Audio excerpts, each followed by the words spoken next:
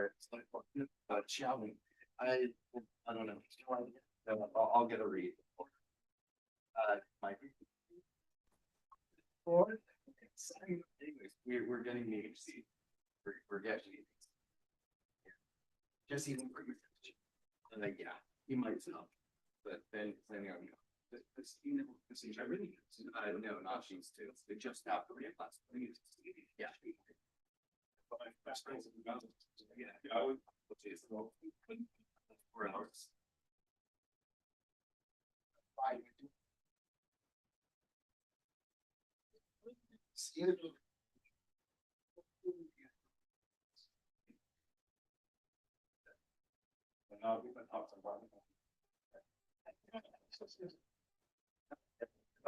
Josie said. She's bringing this. She made me believe this. She's bringing this. Right. Good.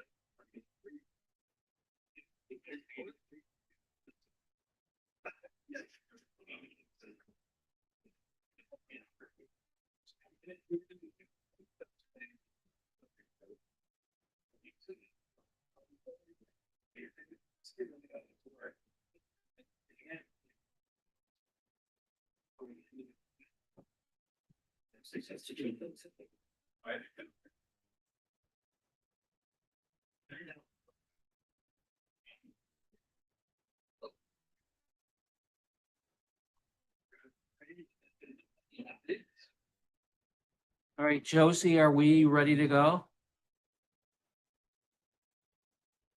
It's 5 o'clock now. Okay. All right. I know it's summertime and a lot of schools have been let out, but the JPA hasn't been let out yet, so all gonna come to order. And I will call the meeting to order of the Las Virgenes Triumphal Joint Powers Authority Special Board Meeting. We will, first I'm going to ask, is Len online, do you know? No, he's not online yet. Okay, I spoke. He should be here. okay, well, that's fine then. Jay, would you like to lead us in the Pledge of Allegiance?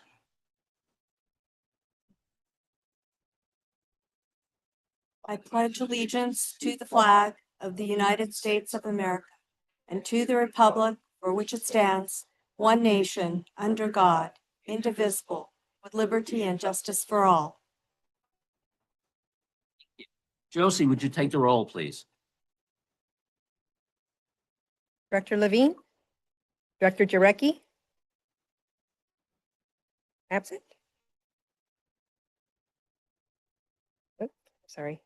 Director Burns? Here. Director Nye? Here, Director Poland is absent. Director Tulander? Here. Director Lewitt? Director Wall? Here. Director Korodeski? Here. Director Shapiro? Here. Okay, perfect. Item number 2, approval of the agenda. David, are there any additions or corrections to the agenda? No proposed changes. Thank you. Okay. Then I'll entertain a motion to approve the agenda. I'll make the motion. Second. Okay, Josie, would you take the roll? We can do a Oh, we voice don't vote. have to at this point, so we can just do it by roll call. So, all in favor, say aye. aye. Any opposed? Any abstentions? Well, that's for the agenda. Yeah, we haven't gotten there yet. Motion approved. Item 3, public comments. Josie, do we have any public comment cards? None at this time. We'll move on to item number 4, consent calendar. Does anybody on the board wish to pull an item from the consent calendar? Seeing none, is there a motion to approve the consent calendar? I'll move it. Second. All in favor, say aye. Aye. Opposed? Abstains?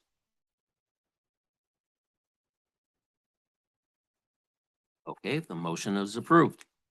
Move on to item number 5A, state and federal legislative update. And Anna, are you taking the lead on this? Good afternoon. I am here with Lowry and Chris, and we have a few updates for you all this evening. DC's been relatively quiet. No, it's not. I feel like I can make that every month, and it's not going to get any truer. But for right now, DC is definitely bustling. We are currently underway with the budget reconciliation process, which we've talked about a few times. The House has since passed the package, and it is now awaiting consideration in the Senate. The Senate is likely to make some significant changes in the Senate. There's something called the Byrd Rule. Basically, it's a parliamentary procedure. We could go through as to what it means and have a whole full day on parliamentary procedure in Congress.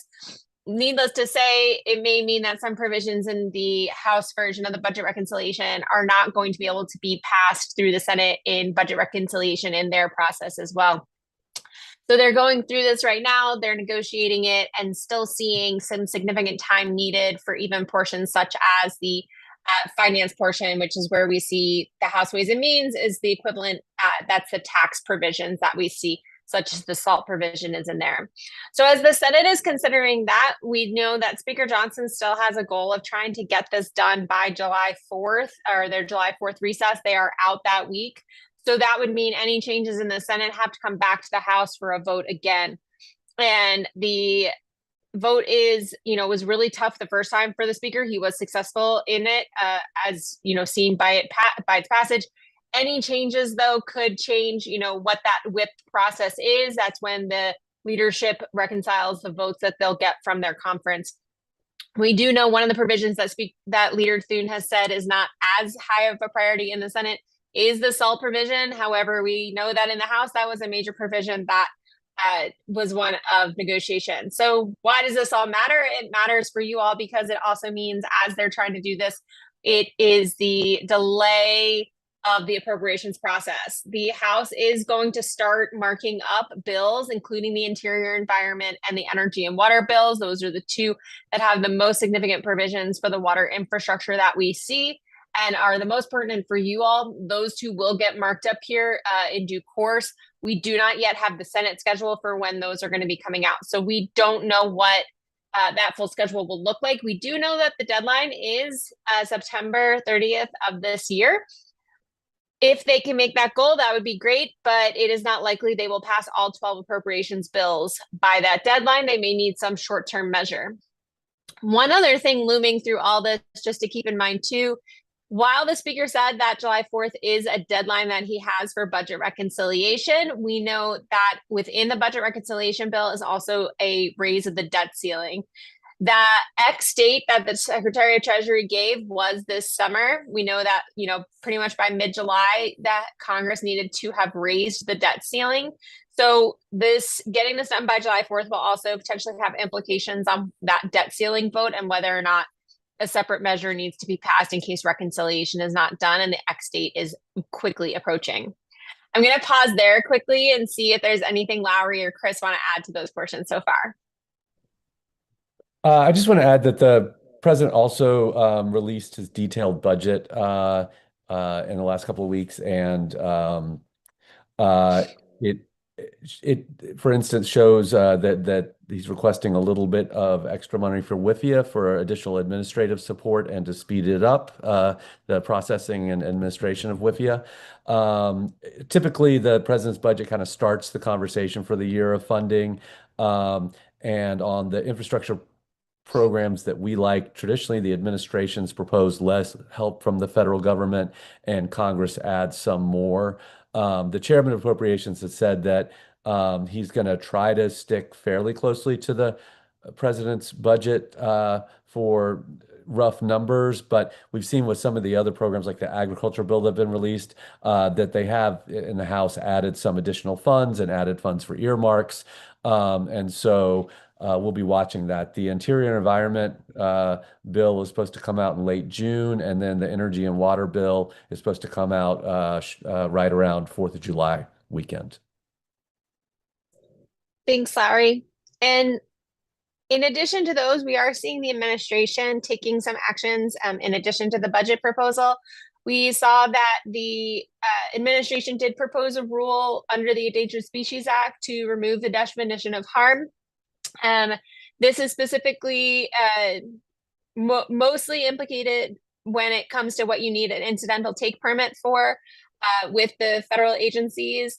Of note for the JPA here, Aqua did sign on to a comment letter to the agencies supporting the removal of the definition for a number of reasons, including, that overburdensome and some different areas that this comment letter had. Happy to circulate that if anybody has any questions.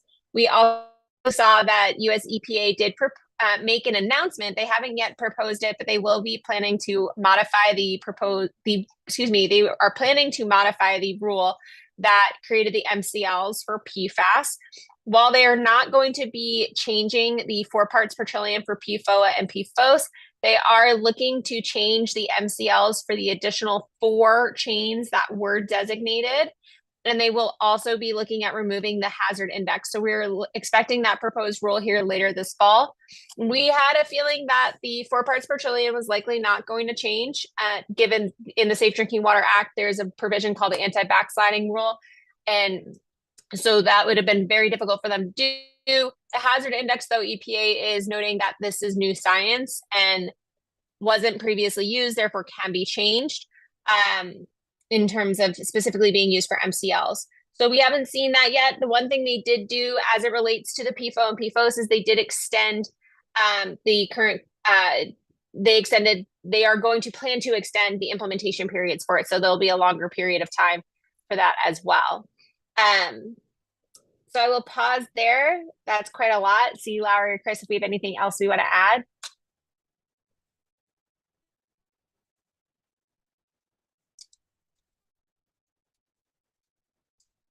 Okay, Don't hear I think anything. just Does anybody have any questions of Anna at this point?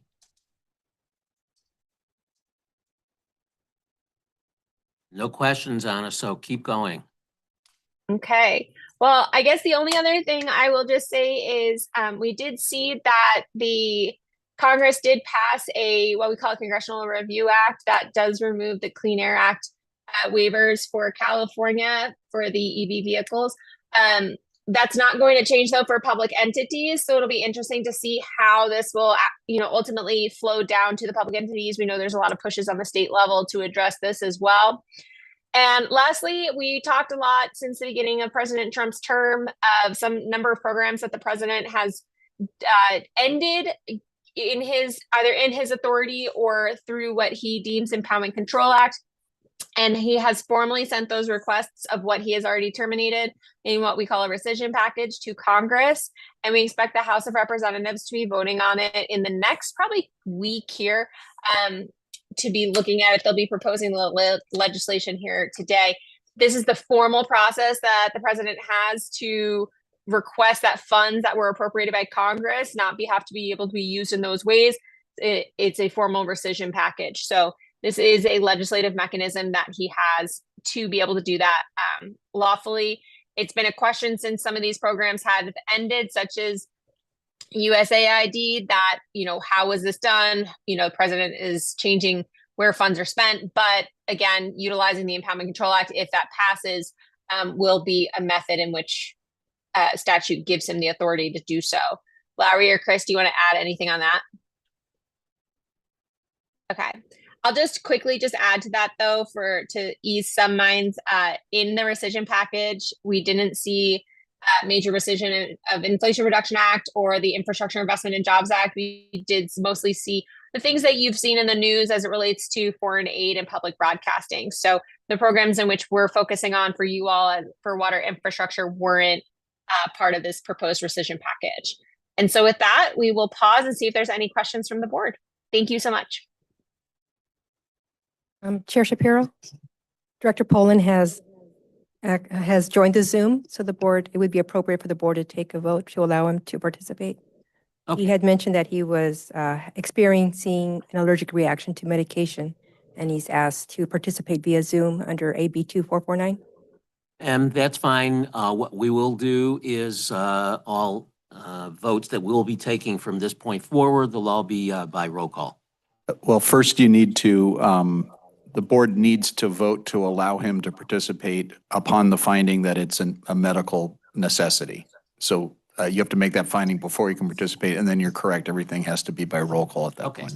So as you heard, Director Poland is experiencing, reaction to some medication, can't be here tonight in person. He is online. Is there a motion to allow him to participate, via, remote Zoom? I'll make a motion that we allow Director Poland to participate by remote Zoom.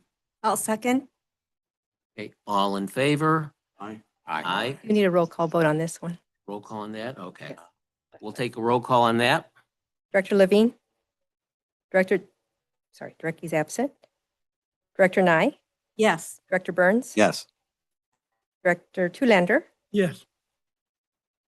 Director Poland? Can he vote on himself? Director Lewitt? Yes. Director Wall? Yes. Director Kordesky? Yes. Director Shapiro? Yes. That passes. All right, Len, you're in. Can you hear us, by the way, Len?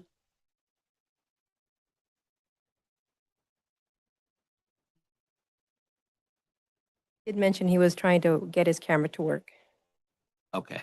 Will you let us know when he shows up? I mean, his Yes. name is showing up on the screen. I don't know that he's actually there though, so. All right, yes, thank you.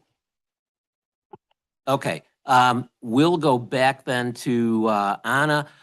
Question I do have for you, Anna, is this, with respect to the rescission bill, is there any pushback, from anybody on the Republican side of things with respect to this bill?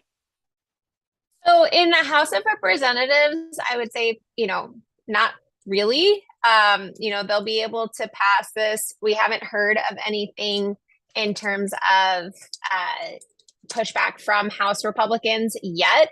That being said, they do have a slim majority, so the speaker is going to need every, vote possible. I do know that there's been some concerns raised by Senate on the Senate side. Senate Appropriations Chair Susan Collins has raised some concerns, specifically as it relates to some of the foreign aid programs such as PEPFAR. But we don't know yet what that package will look like when it gets to the Senate side. But on the House side, we haven't heard of any major opposition yet. Okay, thank you. Was there anything else that you wanted to add to your report? That was all we had for you all this afternoon. Okay, so are there any other questions for Anna or Lowry? Seeing none, you guys are excused. Thank you very much. Thanks, everybody. Okay, and we'll bring Cyrus into the picture. Good evening, board members. Thanks for having me. So I have to apologize a little bit. This particular day, in light of what's about to come up, which I want to talk about, has been so busy. I didn't really have a lot of time to prep for this training like I usually like to. So I have a report, but I might not have all the details at my fingertips the way I usually like to have for you guys. For example, let's start with the budget. We have I can tell you like what is coming out, but I would have ordinarily liked to have had at my fingertips how this compares to like what was proposed in January and how it's evolved. What's happened is that we have what's called a two-party agreement between the Senate and the Assembly. They just came out that today. They have to pass a budget bill by Sunday in order to keep getting paid. So they've worked on their agreement between themselves, not negotiating with the governor yet, but they are scheduling a meeting for this Sunday. However, they're going to pass a bill that really doesn't capture what the actual budget will be. It's almost like we're starting to follow the federal pattern of adopting a skinny bill to be followed by a real detailed budget later. It's like we seem to be kind of falling into this. So this Sunday, they're going to pass what could be called a skinny bill, placeholder. They're going to decide a few things. They're going to pass a bill which disagrees with some of the governor's proposed cutbacks on health and human services and things like that. But there's a lot of work left to be done. And of course, most of our stuff that we're interested in is being put off till later. There will be another effort to pass a more substantive budget by the end of June. That this will involve negotiations with the governor, but in fact, we're going to have, as you're starting to hear every year more and more of, you hear junior budget bills, and of course, trailer bills with a lot of stuff in them that didn't used to be in trailer bills. But this whole notion of a junior budget bill, that, my tenure in the legislature was, 95 to 2006, there were no junior budget bills at that time. There was a budget bill and there were trailer bills and other things like that, but we didn't have this iterative process for budgets. So this is kind of an evolving thing, but you're going to see headlines over the weekend, budget bill passed, and just heads up, that's just the start of the process, of the real process. It's not the end of it. If you see headlines saying, hey, why didn't Cyrus tell us they're going to pass a budget? Well, I'm telling you, they're going to pass a budget, but it's not going to be real. And the work's going to continue on through June and then a lot more in August. What I can tell you, and this I'm going to call up on my screen here so that I get this exactly right. The budget plan, the two-party agreement is $232 billion in spending. And this is where I would have liked to have had time to research and gone back and say, this is what the governor proposed. This is what did in January.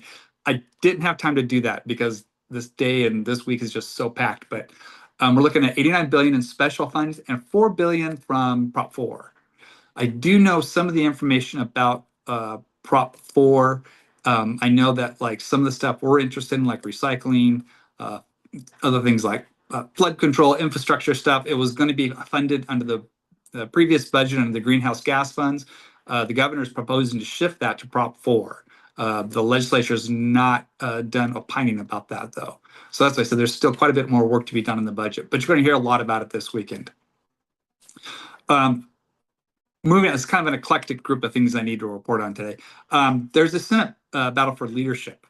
Senate Pro Tem Mike McGuire is, eventually going to be termed out.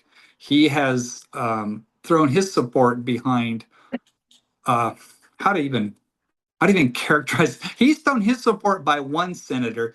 Two other senators at various times of the week have said, no, we've got the votes. They're going to be the next pro tem. But it is looking like something very possibly could happen this weekend. And the word on the street is Senator Monique Limon has the votes to capture it. However, when it comes to rumors, usually rumors are the coin of the realm in Sacramento, but rumors related to leadership battles are particularly suspect. So, I'm your lobbyist. I got to report on stuff like this to you because I'm here to tell you what's going on in Sacramento, but I'm warning you, this is rumor of the rank sort. Something is brewing. I've heard it from multiple sources that it's Senator Limon has the votes over the objection of Pro Tem McGuire. But I can tell you, I've been through a lot of these battles, and it is extraordinarily difficult to actually flip a vote on a sitting leader. So either whether it's Assembly or Senate, in order to do that over the leader's objection, in the Senate, you have to have 21 votes on the floor ready to go at the same time, or 41 in the Assembly. Logistically, that can be extraordinarily challenging. The sitting leader has ample opportunity to cause mischief, to cut side deals. You think you get to the floor, you think you got the votes, turns out you didn't. So I'm reporting what people are saying on the street, but take it with a grain of salt. Okay, that's kind of gossip or news from the halls in Sacramento. Let me turn quickly now to just a little bit of legislative stuff. As you saw from my write-up, big disappointment. The Advanced Clean Fleets bill stalled in the suspense committee, so that's now a 2-year bill, and we'll see if we have a chance. 2-year bills can be moved next January, but it's actually looking pretty bad. So that was a hard loss. A couple other bills we don't like did get through. Specifically, I want to just mention briefly SB 601. We have talked about this a couple of times. It's Senator Allen. It's kind of it's the most, I've called it the most complex bill, one of the most controversial in the legislature this year. One of the things it does is it would import a private right of action. In other words, a citizen suit, anybody could sue for environmental violations and the Clean Water Act, Safe Drinking Water Act, into California law, which previously did not exist. Well, late breaking news is that Senator Allen has agreed to take the private right action part out of 601 and replace it with something that says a district attorney could bring a lawsuit, for these violations. That's probably not going to remove all the opposition, but I'd say that a brand new private right of action, under drinking water, I would say that was probably the single most controversial part of the bill. So if that comes out, like I said, I don't know if any opposition is going to actually drop away, but it's going to turn the heat way, way, way down, more than half. So, but still, I haven't seen it. I haven't seen it in print. This is rumors, but rumors about legislation are much more reliable than rumors about leadership. So these are the kind of rumors that actually tend to hold up in Sacramento. So in other words, I think 601 is moving in the right direction. Stay tuned. We'll hear more later. Finally, let's get to the big news. As if that's not enough. The big news actually in Sacramento is the Delta Conveyance Project trailer bill. And that's why everybody up here who's involved has been working at just a frantic pace for the last week. Literally 5 minutes before I signed off on this call, I'm texting Jeremy and I'm emailing others about what's going to happen for our big lobby day, which is happening on Wednesday. We have our own directors, Lewitt and Kordesky, coming up, and we're going to have a great, and Don's coming up too. We're going to have a group up here. We've got a pretty full day set up. All total, I hear there's going to be about 32 elected officials and GMs and others up in Sacramento on Wednesday. So it's going to be quite the circus. And it's all about advocating for the Delta Conveyance Project trailer bill.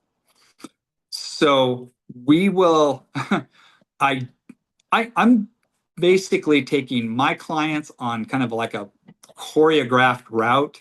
The rest of the day is going to be kind of chaotic. So it could be good, but I want my clients to have more of a set schedule. And so I've set up specific meetings and we will be running according kind of a little bit to our own agenda, but we will be supportive of the process and we'll be there fighting for the bill along with everybody else. Okay, I think that's it for legislative stuff. I do want to pause there. I'll pause there and ask for questions. But also, I was given a previous charge to, in addition to talking about the Delta Conveyance Project, which I've just done, to also discuss gubernatorial candidates. So I will be, let me pause though and be sensitive to your time and see if you have questions. But if you want, happy to talk about a candidate you may not have, I'm sure you've heard his name and know who he is, but may not know the politics of him, Xavier Becerra, who actually could potentially be a pretty strong candidate. So there you go. Let me pause. Do you have any questions or directions for me? What do you want to cover next? Okay, do we have any questions? Director Lewitt. Mine's more of a comment. Thank you, Cyrus. On the DCP, I've already been up to Sacramento twice to lobby on this trailer bill. And it's amazing that the Southern California delegation isn't all in. I mean, you'd think every single person in Southern California representing 2/3 of the state would be all in. It's just not the case.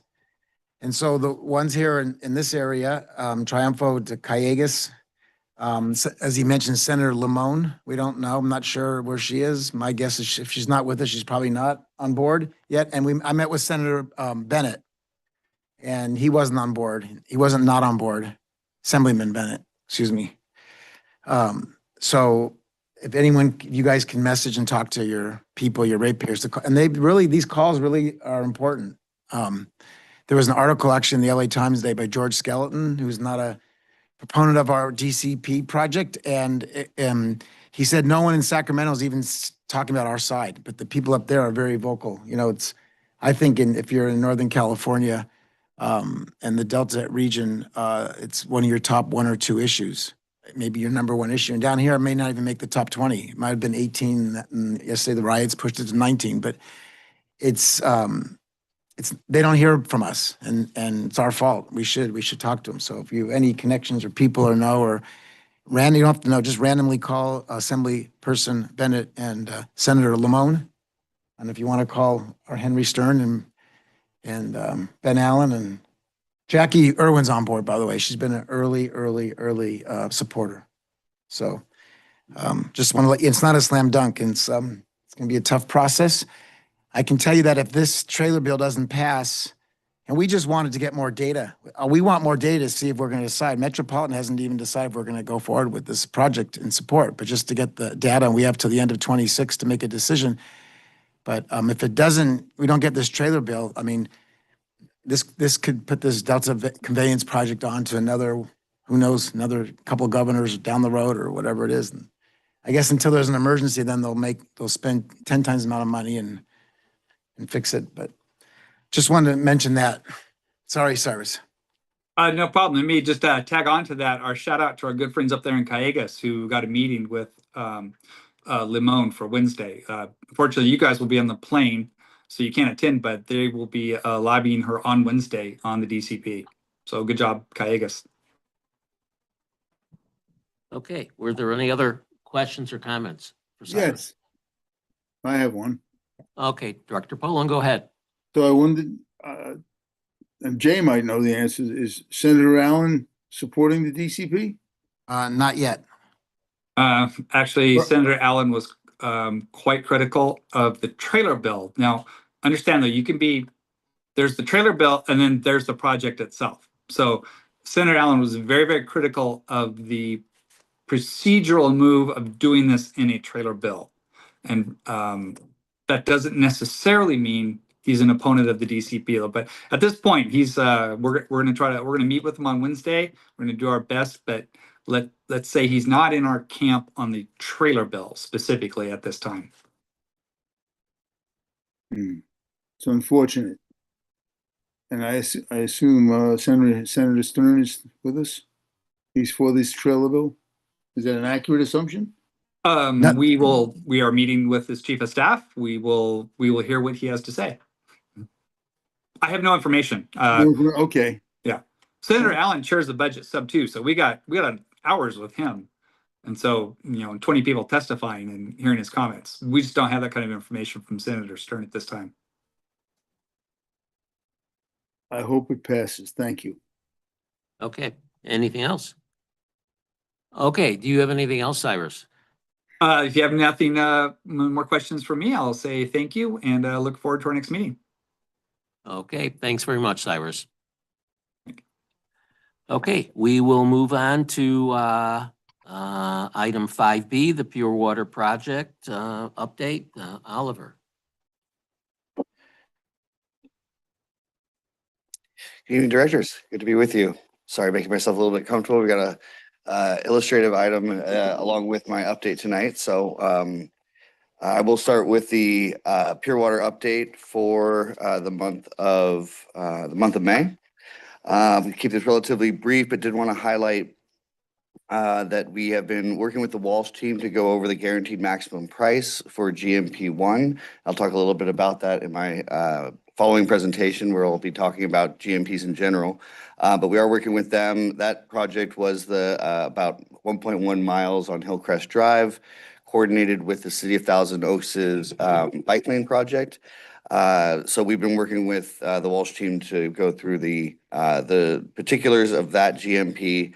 However, it does look like the project for the city may be delayed, and so we were originally planning to bring that to the board in July, but I think we're looking at the earliest August to bring that GMP to the board. So we'll have more information, and I can cover that a little bit in my following presentation. We also held a joint meeting with the Division of Drinking Water and Regional Water Quality Control Board, discussing backflow prevention for the Advanced Water Purification Facility.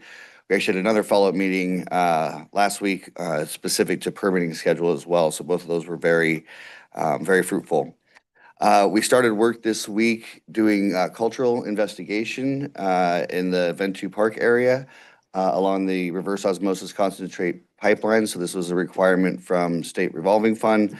That work will be happening this week. No updates as of today. So that work is moving ahead, and that will support the funding and financing as well. And then today, the revised oak tree mitigation plan and special status species mitigation plan for the advanced water purification site was submitted to Agoura Hills. So that incorporated comments that we got from Agoura Hills, as well as California Department of Fish and Wildlife. And it's a finalized draft that they're reviewing now. So that's all in support of hopefully the next contract amendment that I'll be bringing to the board, which is early site preparation and oak tree removal, which we're hoping to do in September timeframe in order to coordinate with bird nesting season and other prohibition periods when that work can't be done. Looking forward to June. We are going to be reviewing the 60% design for the overall project in the coming weeks. We will also be continuing to coordinate with Division of Drinking Water and Regional Water Quality Control Board for things like permitting and CTR. I'll pause there and see if there's any questions, and then I have a presentation to go over that talks a little bit more about GMP and sort of the next phases of the overall project. Yeah, I have a couple of questions regarding the native sites that they're. Is this something that could be if there is a site or there's some sort of discovery? Is this could be a big delay in our project, or is this something? It has that potential. I mean, honestly, that's a potential for any part of the pipeline. If any artifacts were to be encountered, this is identified as a more sensitive area. So it was requested that we do some initial investigation prior to getting into construction. Of course, if something is found, there are measures in place and steps that we would take depending on what is found and the nature of the finding. But yeah, that is always a risk that comes with any sort of below ground work in this area. Yeah. Okay. Thank you. I have a question. Sorry, I didn't hear that. Go ahead, Len. Oh, Okay, acronym, you use the acronym CTR. Yes, I'm going to owe the piggy bank some money. Sorry, California Toxics Rule.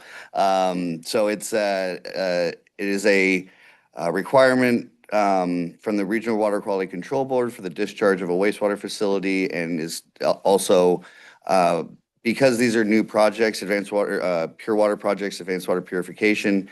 The product water from the advanced water purification facility is not only looked at by the Division of Drinking Water, but the Regional Water Quality Control Board, and how the California Toxics Rule is applied to each project is a topic of discussion with the regional board. So we are continuing to work through that because depending on how California Toxics Rule is applied to our reservoir, has effects on the type of treatment that we use, how water quality is monitored. There's lots of implications. So that's something that we're coordinating with the regional board on now. Okay, and I make the comment that in your letter to us, the next item, I guess, there were several acronyms, which I'd appreciate a listing of acronyms. I will do my best to future, spell okay? all of them out as I go through the slides. Absolutely. Thank you. Yes. With that, Any sorry. other comments, questions? Okay, go ahead, Oliver. Thank you. Let me go ahead and share my screen.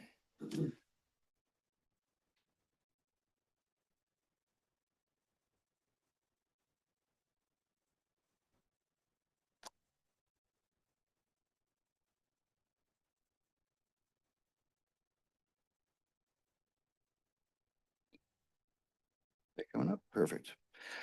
Okay, so just to add a little context here, we will be getting a guaranteed maximum price in the coming months for the overall project, for the work that's being done by the Walsh Group, the Progressive Design Builder. And so we wanted to take this opportunity before we actually get that guaranteed maximum price to kind of walk through what that is, what the elements in it that you will see. It's certainly a lot different than the traditional design bid build projects that we do. And so this is really kind of a high level crash course, so to speak, on guaranteed maximum price and phase two. I've got about 20 slides here. I'm going to try and run through it pretty quickly, but if there's any questions, please feel free to stop me and I can give more information on any specific item. So progressive design build, just as a reminder to the board, this is a new procurement method for the district and the JPA. We selected it for a variety of reasons, including accelerated schedule, increased collaboration with the builder and the designer, mitigation of risk, and what are the internal capabilities of the district and the JPA were to deliver such a large project. Traditional design bid build is how other district projects have been delivered. This is our first progressive design build that we've done and the only one that we have at the current time. And as I mentioned before, this presentation is really kind of to set the table for what we're going to see when we see a guaranteed maximum price in the coming months. So this is just an overview of kind of the main stages. Procurement was the process that we went through to get a progressive design builder on board. Since early last year, we've been going through the design phase 1. So that was development of a basis of design report, development of 30% design, and then next month we'll get our 60% design. And at 60% design, that's when the progressive design builder submits a guaranteed maximum price. That guaranteed maximum price typically includes the completion of 100% design, though my item later on tonight is actually an early work package to authorize that a little bit early, but typically it's for completion of design, the construction of the project itself, commissioning and testing, and acceptance and permitting. So the guaranteed maximum price and acceptance of that guaranteed maximum price is what triggers phase 2. So what is a guaranteed maximum price? It's the contractual cap on the total price for the remainder of the work, the design, construction, permitting, approvals, testing. It's established after the design is sufficiently advanced, so typically it's 60%, which is how we've structured this project. And it provides cost certainty while maintaining flexibility during the design effort. So what that means is typically in a traditional design bid build job, you may not know what the total cost for that job is until you get to the very end and all your change orders are processed and you've actually built the thing. For guaranteed maximum price, the idea is that you get that cost certainty a lot earlier in the project. And so especially for larger projects like this, that's much more preferable to have a good idea of what that cost is going to be at 60% design. So key points about the guaranteed maximum price. So the guaranteed maximum price is comparable to the bid to construct that you would see in a traditional design bid build project. You have your design, you take it out to public bid, and you get your bids back. So it is comparable to that, but there are some key differences. Typically, as I mentioned before, it does include more design, whereas a traditional design bid build project, it would just be for construction. The guaranteed maximum price is negotiated between the owner and the design builder. So it's not just a one and done. They provide a guaranteed maximum price, and then there's certain elements of it that can be negotiated and changed in order to change that price and shift risk between the two parties. It allows that clarity and cost certainty, and transparent accounting is available to staff, what's called open book, and I'll cover that in the next slide. And it brings the builder into the design process. So typically in a design bid build job, you would get a cost estimate that really is emanating from the engineer. In progressive design build, the builder is with you the entire time. So as they're developing the cost for the project, the builder is giving that feedback, and you're getting more true costs from the builder and from other subs on the team. So what do we mean by open book? Open book is a transparent approach to cost estimation, budgeting, financial management between the owner and progressive design builder. So there can be a perception with progressive design build, because you're seeing this price before anything is actually built, that there may not be the same competition that you would get in a traditional project. There is certainly that same competitive atmosphere. So open book kind of provides that transparency to the JPA. So all the costs that the progressive design builder builds up into the GMP, we have the ability to request how that was built up, what assumptions were made.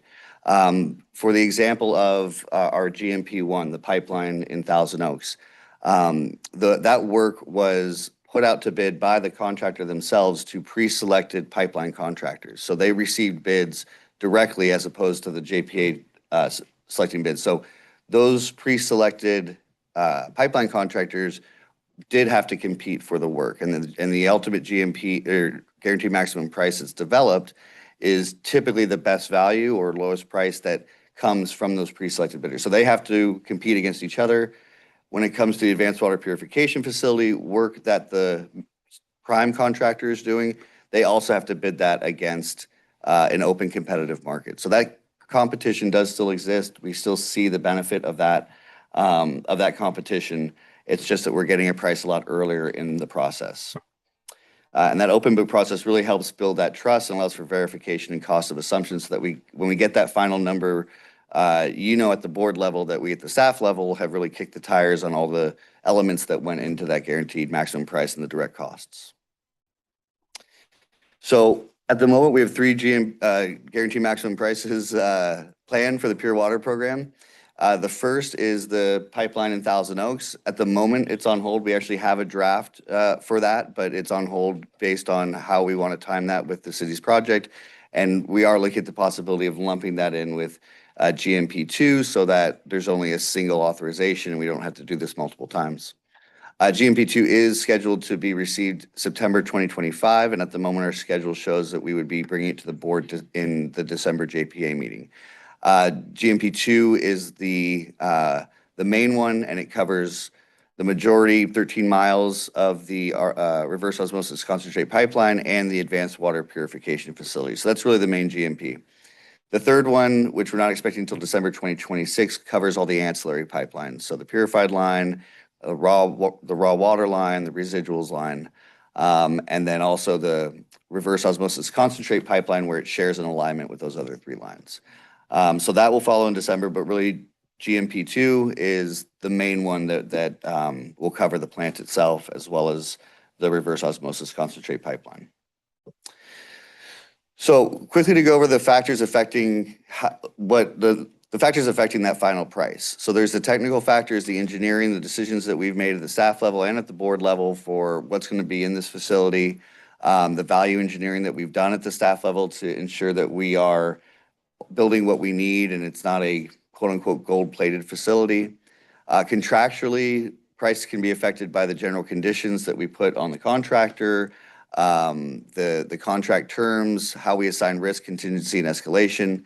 And then there's forces outside of our control, market forces such as tariffs, inflation, war disruptions, supply chain, all of those types of things. So those do come into account as well. But those are forces obviously outside of our control, and we do our best to assign risk appropriately for those so that we're not overpaying. So how a guaranteed maximum price is built. Design milestone. So you set a design milestone for when the design builder submits that. For us, it's a 60% design level.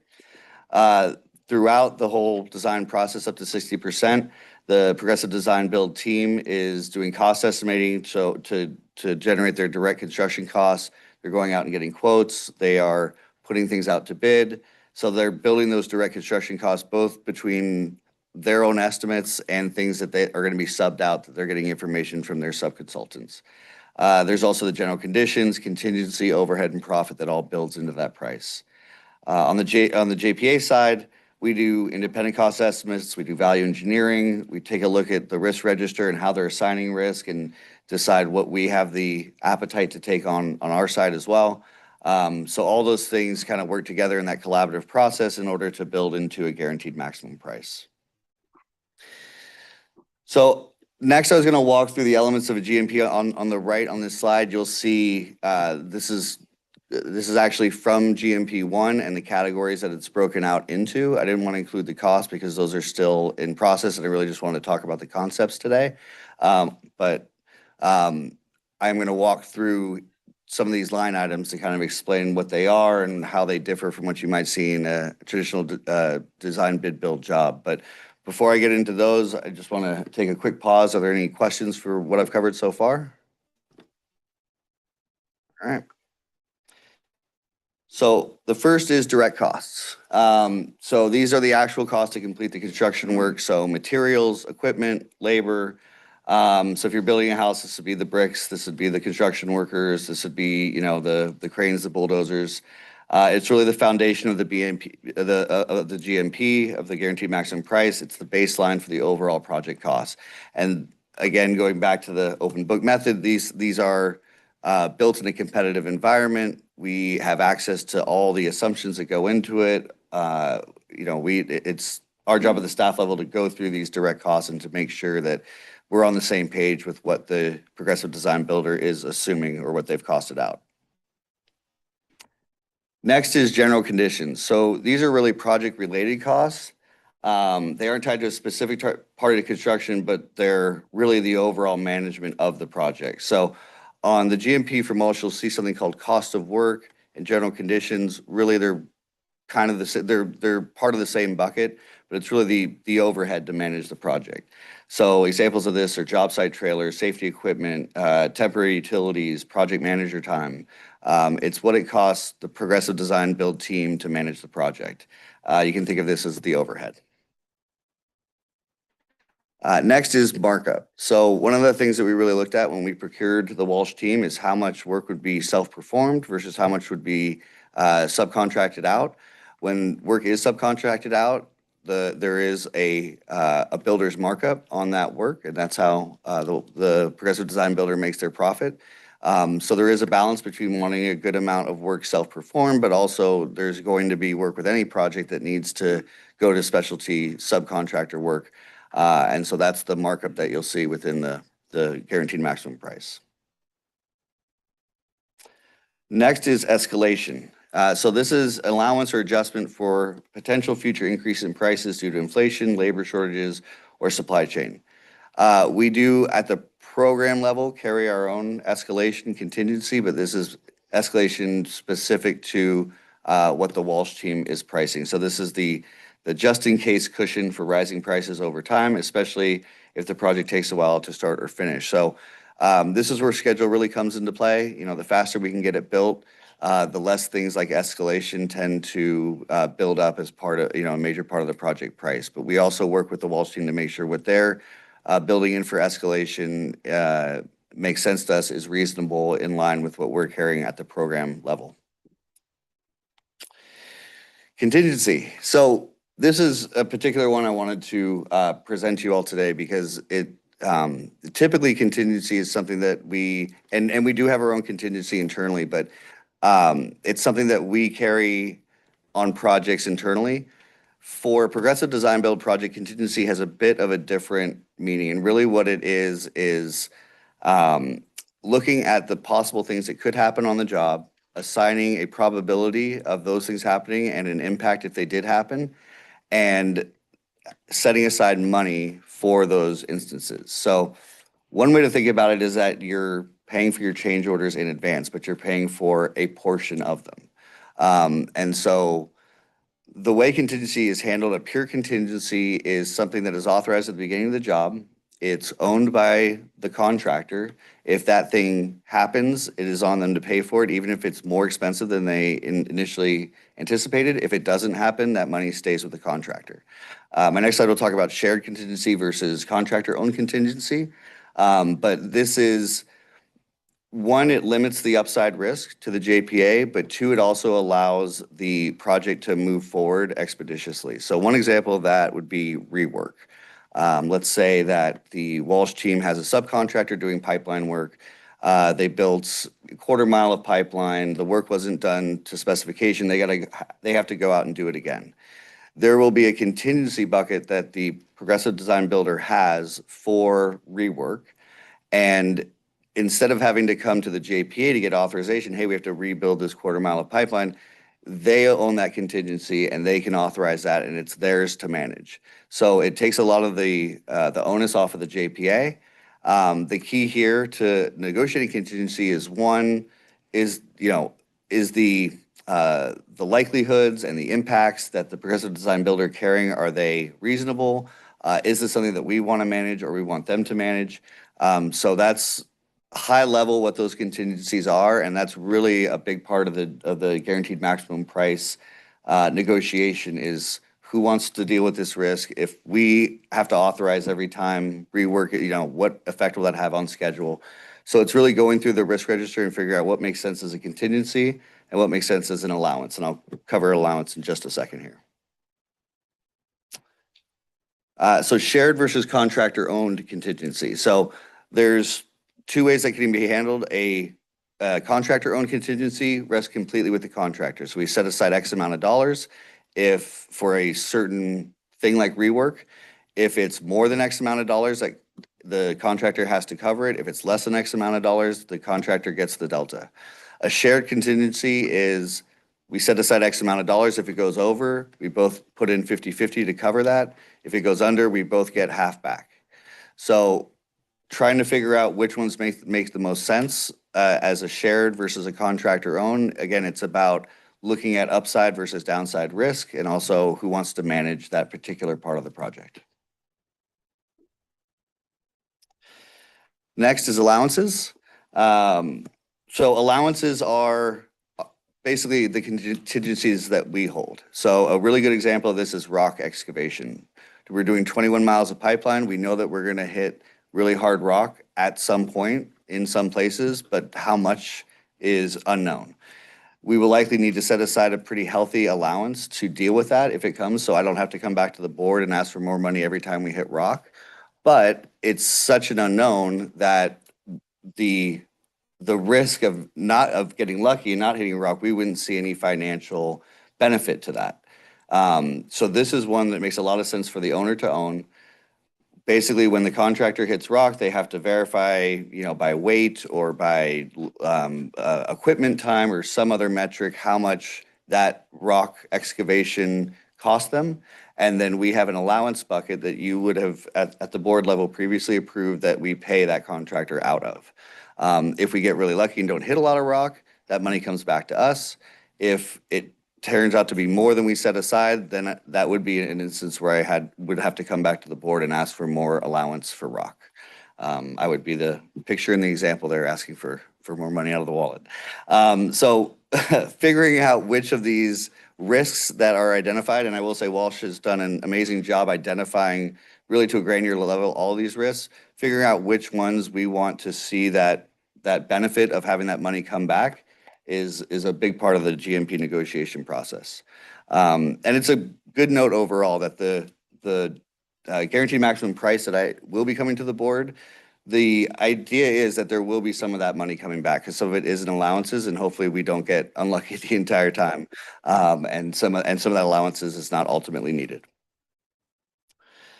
Assumptions and exclusions. So these are non-cost items, but the Progressive Design Builder will list assumptions and exclusions such as the Progressive Design Builder is assuming that they will not be paying permit fees. So really this is more of a scope definition item, but they list out very clearly what these exclusions and assumptions are so that we're very clear what they're covering, what we're covering, and they're all spelled out in a guaranteed maximum price as well. So the negotiation process, again, open book pricing. We do some independent validation of a lot of these things. Our owner's advisor is incredibly key in this process, really kicking the tires on the prices that we're seeing. Everything's transparent. Anything that we want to see backup on, how they built up a price, that's all available to us under that open book model. And it's a collaborative process. We're going through line by line on a lot of these things to figure out, make sure we're all on the same page. The risk register is really the key tool to this process. Allocating who's taking which risks, what's going contingency, what's going allowances, and that everything is properly priced. Change orders after the GMP. So my goal is to not have any, but they do occur on Progressive Design Build, hopefully to a much lesser extent than you would see on traditional design bid build.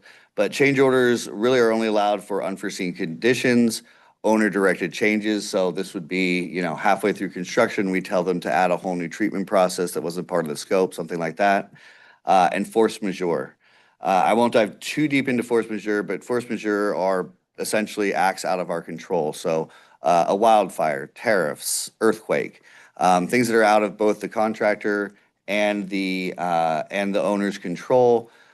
Typically, those do fall on the owner.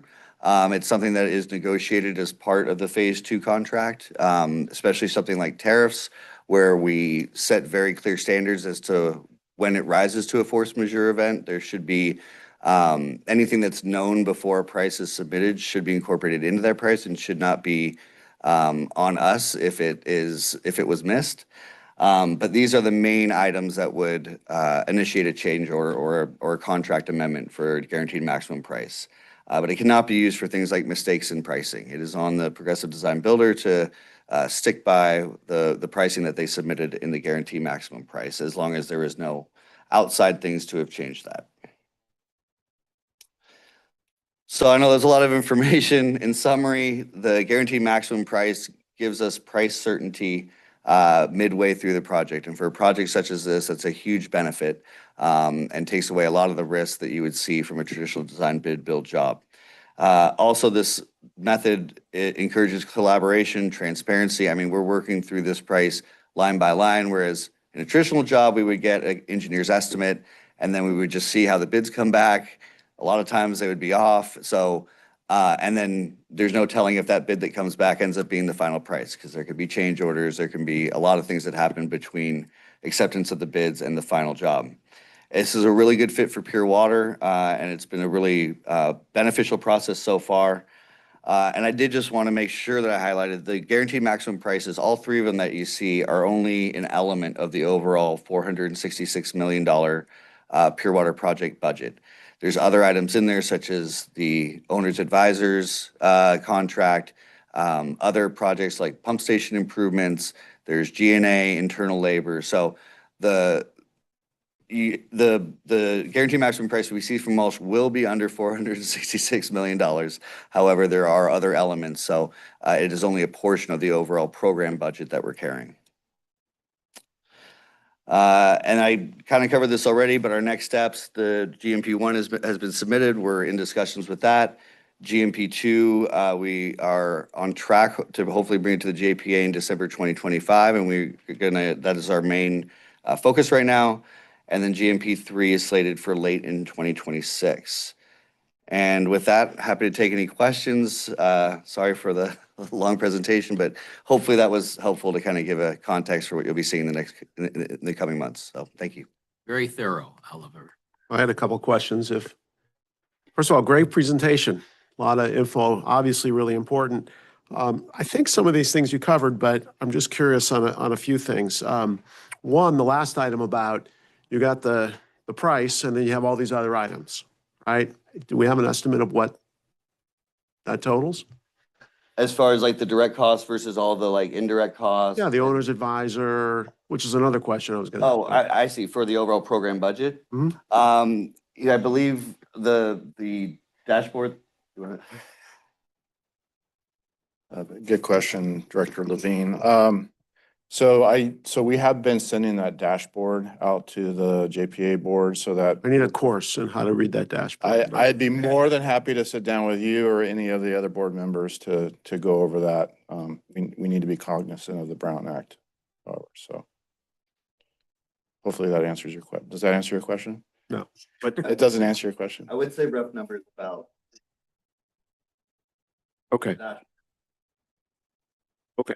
And once this project is done, I was curious, as I've never been involved in a project like this with a firm like Walsh, but say it's all done and there are some issues in a few months, pipelines, this, whatever. Does it come with some kind of warranty, or how does that work?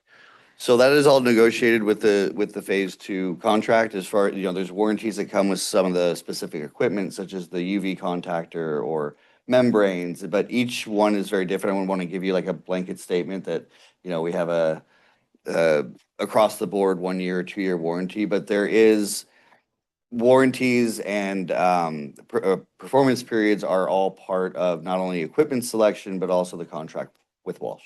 And who's this advisor, the owner's advisor? This is a separate firm? Correct. So that that's was brought in? Yeah, it's Jacobs Engineering. They've been working with us for about Okay, 4 or 5 years.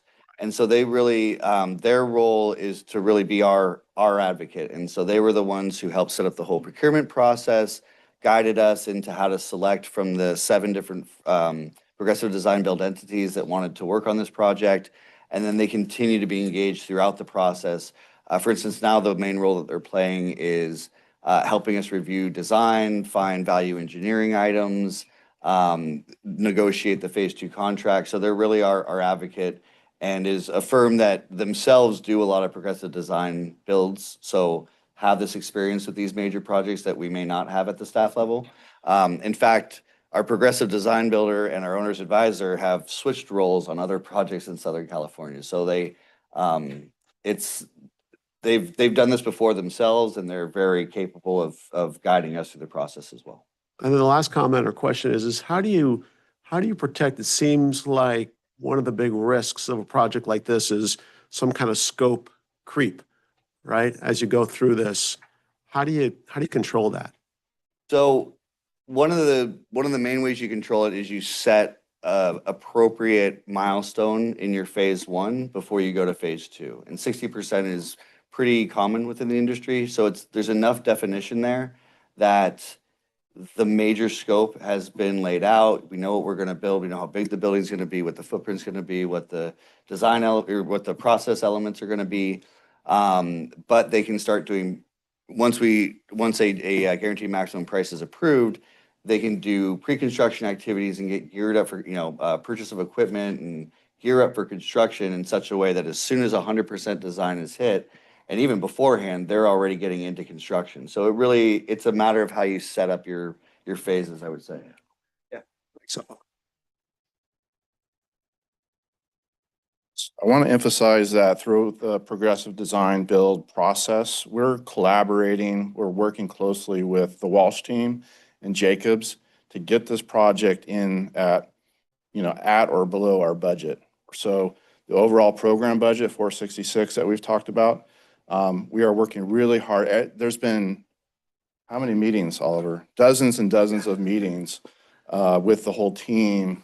Usually these meetings are very focused on a particular topic.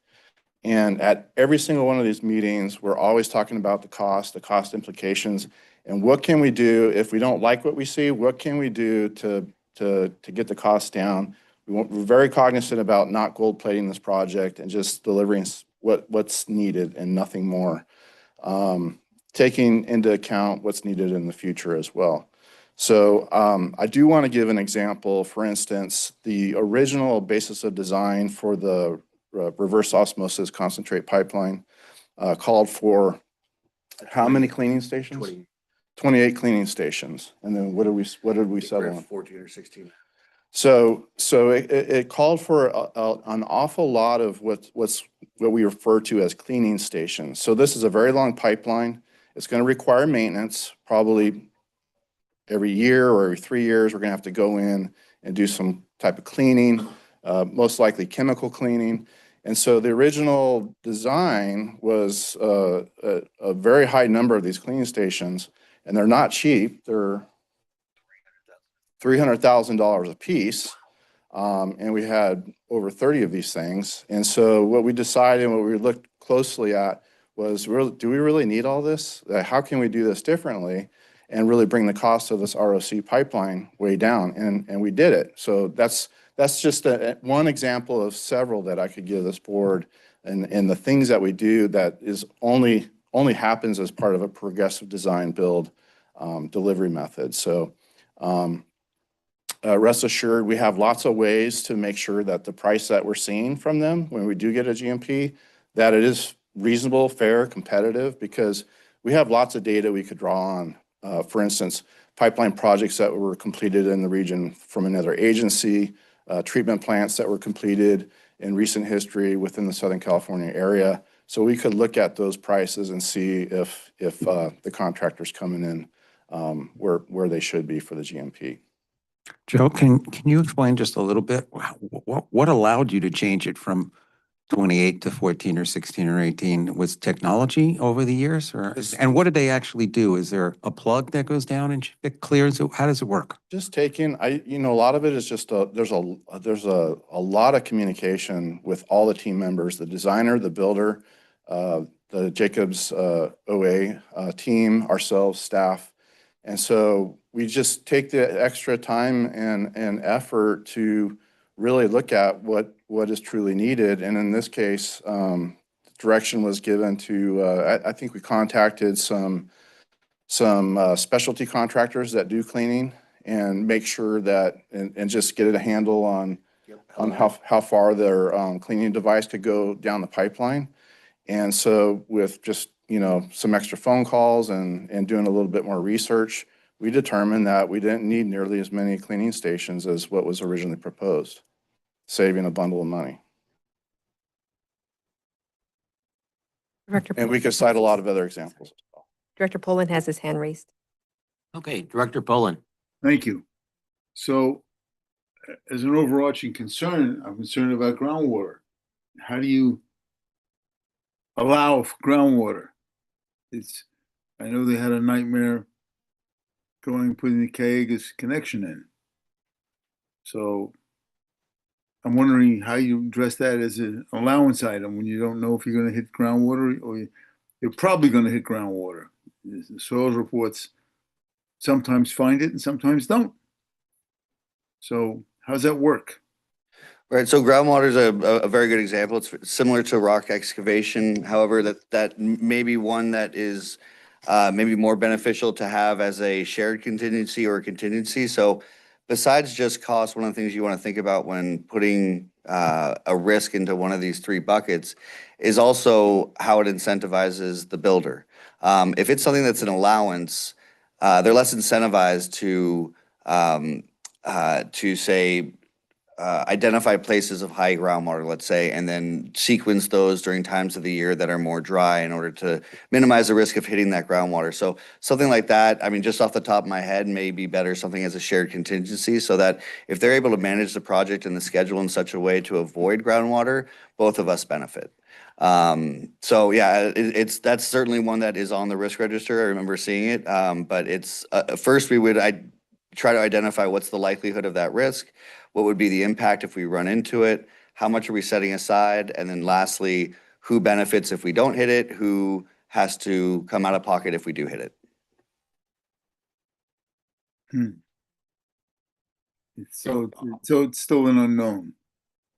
It is still an unknown. I will say as part of the design process, there was a lot of geotechnical, ground penetrating radar. So it's not like we're going in there blind. There are areas that are identified as higher risk for groundwater. That's how they build the ultimate expected impact in the risk register is they take all the potholing, geotechnical investigation, ground penetrating radar work, and they build that and previous records, and then they use that to develop a likelihood of running into it and a expected impact of it. And then we at the staff level check that, make sure that they're not making some wild assumption as to how much groundwater that they're going to run into. So it's definitely not a full unknown, but I mean, you never fully know what it's going to be until you open up the trench. Let it be dry. Thank you. We always talk about how we import all of our water here because the rock formation, we have no groundwater, one of the only places in the world without groundwater. And I think that's a lot of it because of the rock that's under the ground. There's nowhere to put the water. So we know there's a lot of rocks. And I was just wondering in the negotiations where we took the ownership of paying for going through the rocks, and I guess Walsh doesn't have any exposure there. What type of negotiations went on in that? Was that something that was a hard fought negotiation or how did that go down? Well, so one of the things with the rock excavation, one of the ways we were able to save money is originally there was a lot more geotechnical, and I'm especially thinking of say the stretch of purified line up the side of the reservoir. There was a lot of expensive geotechnical associated with that because you got to build a road to get certain equipment up there. And what we ended up saying was, instead of spending $2 million, $3 million to figure out, to get a better picture of this rock, and at the end of the day, we're going to hit what we're going to hit because the alignment is what it is, we'll set it aside as an allowance. We'll pay for it as it comes. And so we're not paying for a very incredibly expensive geotechnical investigation every 5 feet or something like that, because at the end of the day, it's going to be, the rock is going to be where it's going to be, and we'd rather save that money and pay for it for the excavation itself.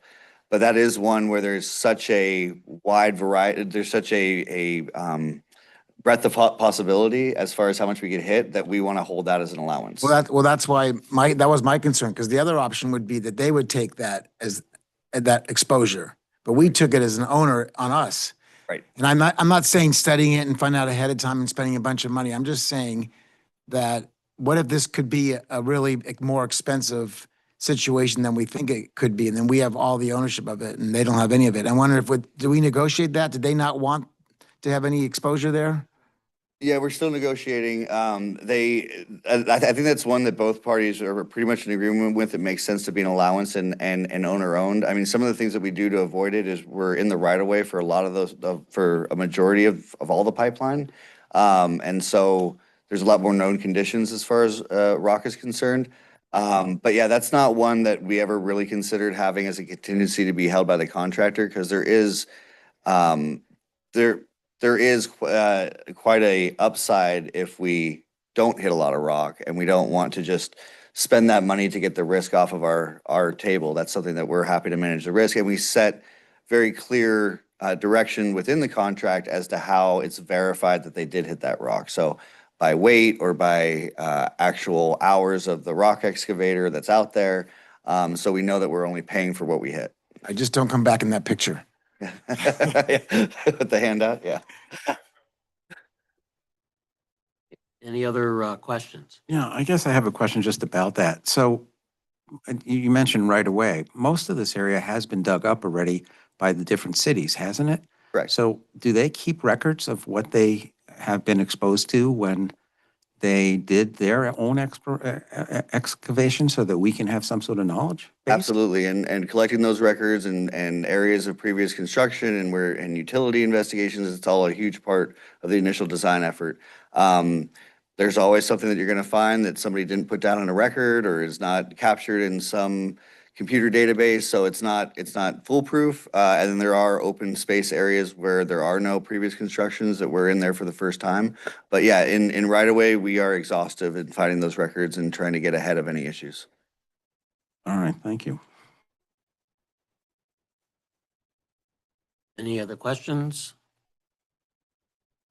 Okay, Oliver, very thorough and Thank you so much. excellent report. Thank you. Okay, we'll move on to item 5C, presentation of the impacts of an educational intervention on perceptions of purified recycled water among older adults.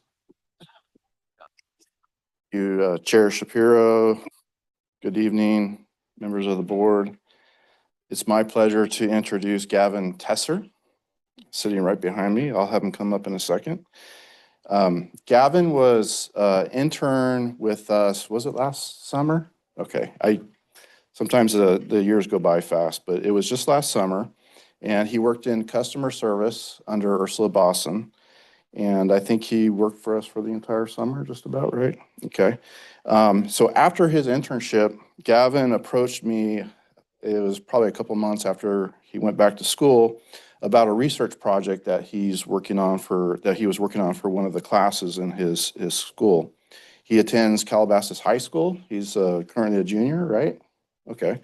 And so he approached me and was looking for a little guidance and hoping for some help, knowing that we have done some research and some surveys revolving around the area of public perception and acceptance for drinking purified recycled water.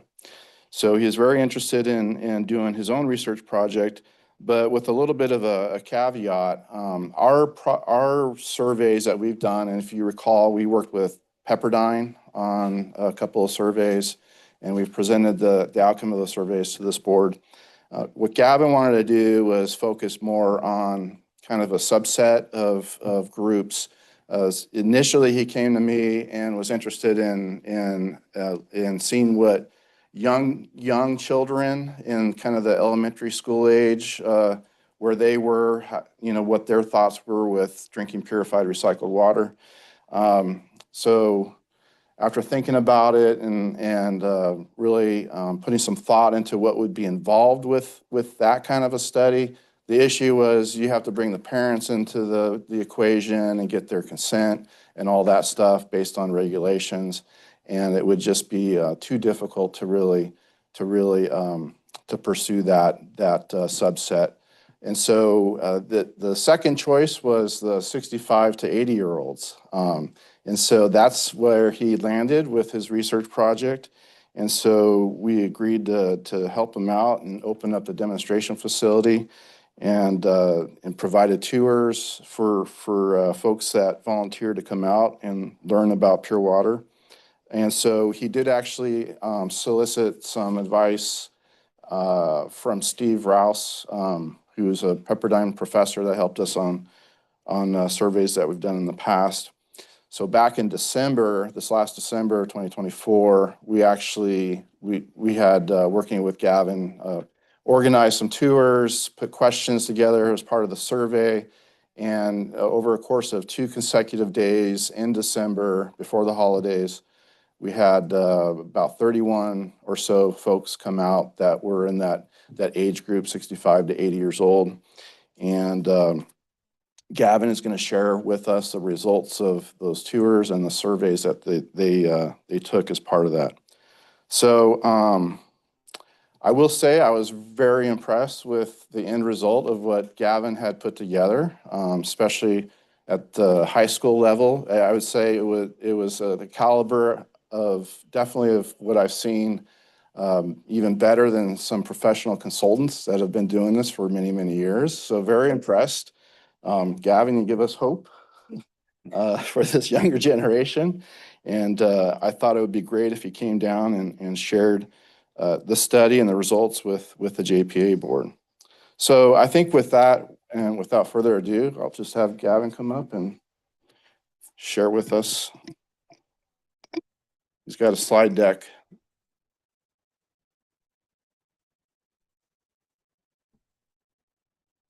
Thank you, Mr. McDermott, for the brief introduction, and good evening, board members. So as mentioned, I am a junior at Calabasas High School, and I'm interested in pursuing a degree in college, either in environmental studies or environmental science. And with that, I'm going to share my presentation. So just a little bit of background. This project was for my AP research class, which is part of the AP Capstone Diploma at Calabasas High School, which is a new class that helps get students ready for college level research. So I chose to investigate the impacts of LVMWD's educational intervention on the perception of purified recycled water among older adults. So first, I'll start with a brief introduction. So for those who don't know, purified recycled water is wastewater that is treated to meet strict California Department of Health standards, making it safe and clean for drinking. And I will be referring to this as PRW throughout this presentation. And to build trust in PRW technology, LVMWD launched an educational outreach program a few years back to educate the community on its effectiveness, because LVMWD will be introducing PRW into its drinking water system by 2030. So this study focused around assessing the impact of this intervention on perceptions of purified recycled water among the older demographic. And this leads me to my research question, which is, what are the perceptions of 65 to 80-year-old LVMWD customers of PRW before and after an educational intervention and direct exposure at LVMWD's Pure Water demonstration facility? Next, I'll be discussing some past literature that inspired this investigation. So first, I was inspired by Rouse et al. Survey from Pepperdine, as they investigated the same educational intervention, but with a different age group, and that was undergraduate students at Pepperdine. And all students had significantly more favorable attitudes of PRW following the intervention. My second foundational source was a study by Ajluni regarding high school students, which also found that the intervention significantly increased perceptions of purified recycled water following direct exposure to it. However, this existing research reveals significant methodological and demographic limitations, as Rouse et al. Survey focused on a demographic that is not a paying customer to LVMWD and therefore does not have the same financial stake in water management decisions, and the same can be said with Ajluni studies. And these studies also had limited qualitative data, which inspired me to investigate open-ended questions.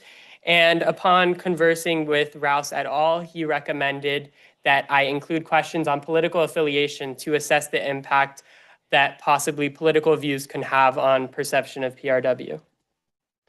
And to address these previous gaps in research, I hypothesized that 1, the intervention will increase participants' knowledge of PRW. 2, the intervention will increase acceptance of PRW for drinking. 3, the intervention will increase participants' confidence in the safety of PRW. And 4, Democrats will view PRW more favorably than Republicans.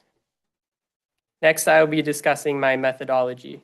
So as previously mentioned, my survey was inspired by Rouse et al. As they demonstrated the feasibility of using LVMWTD's educational intervention as a investigation. And they also used Likert scale questions. But to go a little further, I used Ajluni's questions in addition because they were very simple and easy to understand as they were geared towards high school students. And I also included many self-defined and open-ended questions to investigate concerns or perceptions that may not be able to be articulated in quantitative form. And so my survey consisted of a pre and a post-test, and participants completed the pre-test survey before the intervention and the post-test survey after the intervention. And they included the same core questions, except the post-test had an additional few free response questions to specifically assess the impact of the intervention. And the post-test also excluded demographic questions. This graphic just illustrates the order of my data collection. And so this survey used stratified random sampling to target a specified age group, being 65 to 80-year-olds, as well as LVMWD customers. So a mass email blast and flyer, as shown on this slideshow, was sent out to all LVMWD customers, and participants were offered availability for 4 sessions. And here is a graphic that just illustrates the order of the data collection and the email blast that was sent to customers. And after receiving the blast, 56 participants signed up, but 33 showed up to the tour. 1 did not complete the intervention, and the other 1 did not complete the informed consent. So the final sample size was 31 participants, with 19 male participants and 12 female participants. And 80.6% of respondents reported not having previously tasted purified recycled water. And next, I will be discussing my findings and analyses. So for the first hypothesis, I hypothesized that the intervention will increase participants' knowledge of PRW. And this graph demonstrates that the p-value for how significant people viewed PRW before and after the intervention was statistically significant at is less than 0.0001. And this shows that there was a significant increase in perceptions following the educational intervention and an increase in familiarity, also shown by this Likert scale graph. My second hypothesis was that the intervention will increase participants' acceptance of PRW for drinking. And this graph regarding the question, which of the following statements best aligned with your views, was significant at 0.00014. And this also shows a significant increase in attitudes towards PRW, and thus it supports hypothesis number 2. Also, the thematic analysis for the free response questions, what are your biggest concerns, if any, about PRW? I separated responses into 6 common themes. And the most common themes were health and safety concerns and no concerns, with the number of health and safety concerns dropping significantly after the intervention, and the number of no concerns rising significantly after the intervention, showing that the intervention effectively alleviated concerns regarding PRW. My third hypothesis was that the intervention will increase participants' confidence in the safety of PRW. And the p-value to the question, how risky do you think PRW is to your health, supports this hypothesis with a p-value, again, of 0.0001, which shows that perceptions increase significantly and confidence in the safety of PRW increased significantly after the intervention, as shown by the graph, where concerns rose from about 20% to respondents who reported extremely safe rose from about 20% to about 75% after the intervention. And my fourth hypothesis was that that Democrats will view PRW much more favorably than Republicans. And the pre and the post-test question examining the difference between Democratic and Republican respondents indicates no significant difference in their views on PRW. How risky do you think PRW is to your health? Contradicting my fourth hypothesis that Republicans or Democrats would view PRW more favorably than Republicans. And next, I will be wrapping this up in the conclusion. So overall, 3 of my 4 hypotheses were validated by the data. And the 4th one was contradicted because there was no significant difference between perceptions of PRW between Democrats and Republicans. But given only 4 Republican participants and 15 Democratic participants, no conclusion can be made from this data because it's not representative of the overall population and it's too small to make any conclusion. And with that, with only a sample size of 31 individuals, there was also a larger proportion of males to females, and the population was not racially diverse with 96.8% white individuals. And most participants also already had positive views of PRW, showing that people who volunteered for the tour likely already had an interest and wanted to explore this further. So future research should have mandatory data selection where respondents will be selected at random to ensure data validity, and a sample with more diverse perspectives and more diverse political views, races, etc. And also, this study only had, as previously stated, 4 Republicans and 15 Democrats, so future research should aim for a more even number and a larger number of those subgroups to make conclusions. And also another limitation is that this age group might not be representative of the overall population, and younger individuals or adults on average might have different perceptions. So therefore, future research should just study LVMWD customers as a whole without age constraints. And then my final limitation was time constraints, as I had so much data and I didn't have time to analyze the impact of each demographic factor on perceptions. So future research should have an extended study period and possibly have more researchers. And I would also like to acknowledge LVMWD and specifically Mr. McDermott for helping me and providing the demonstration facility and tour guide, and also my AP research teacher who supported my research throughout the process. And thank you for listening. Here's my works cited. And I will be taking questions.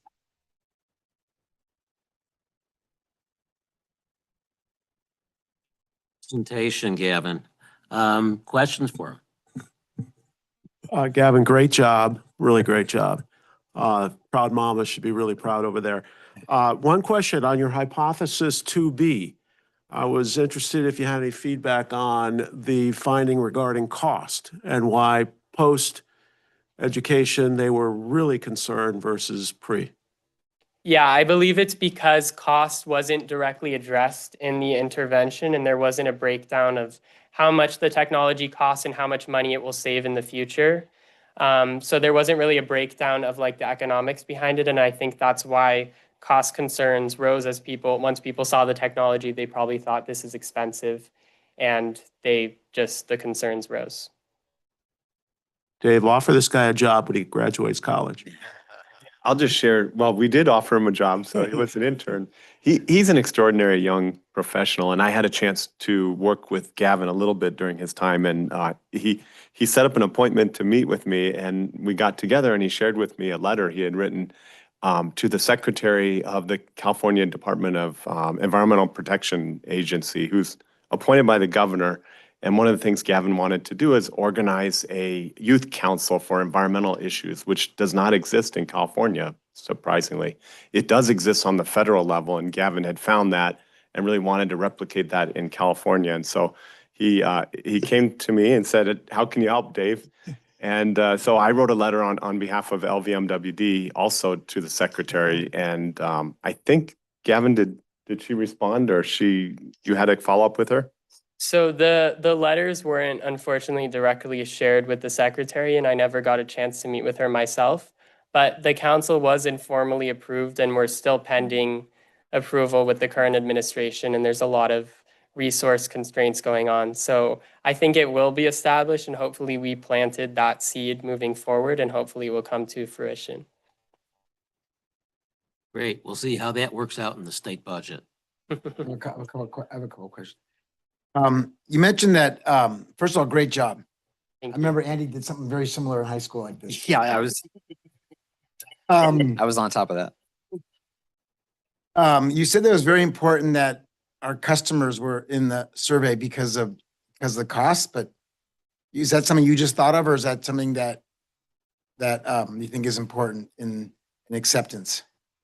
So as shown by this chart, the cost concerns rose after the intervention, and they were around 3% before, which was one participant, rising to about 4 participants total. So a lot of participants felt more concerned about costs, and also monitoring concerns persisted and didn't increase or decrease. So therefore, I believe LVMWD should address these concerns in the future by including some sort of cost breakdown as part of the intervention or as part of public data, and also information that's publicly available regarding monitoring and reports on PRW that the public can see just to ease their concerns. And then the next slide, I think 3B,